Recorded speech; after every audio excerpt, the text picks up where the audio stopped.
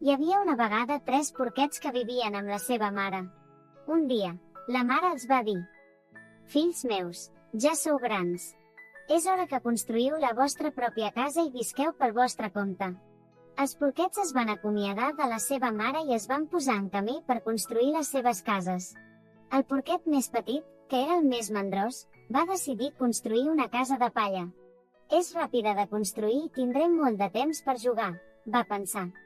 El porquet mitjà va optar per construir una casa de fusta. «És més resistent que la palla i no em portarà gaire temps», es va dir a si mateix. El porquet gran, que era el més treballador, va decidir construir la seva casa amb maons.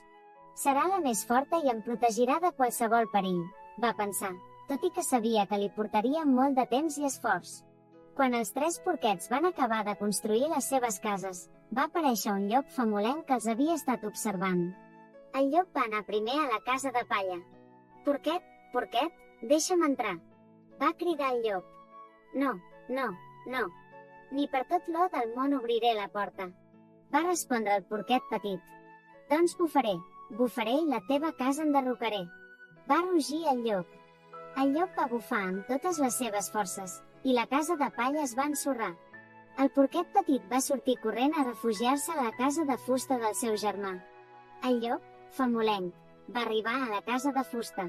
«Porquets, porquets, deixeu-me entrar». «No, no, no. Ni per tot l'or del món obrirem la porta», van cridar els porquets. «Doncs bufaré, bufaré i la vostra casa enderrocaré». El llop va bufar amb totes les seves forces, i la casa de fusta també es va ensorrar.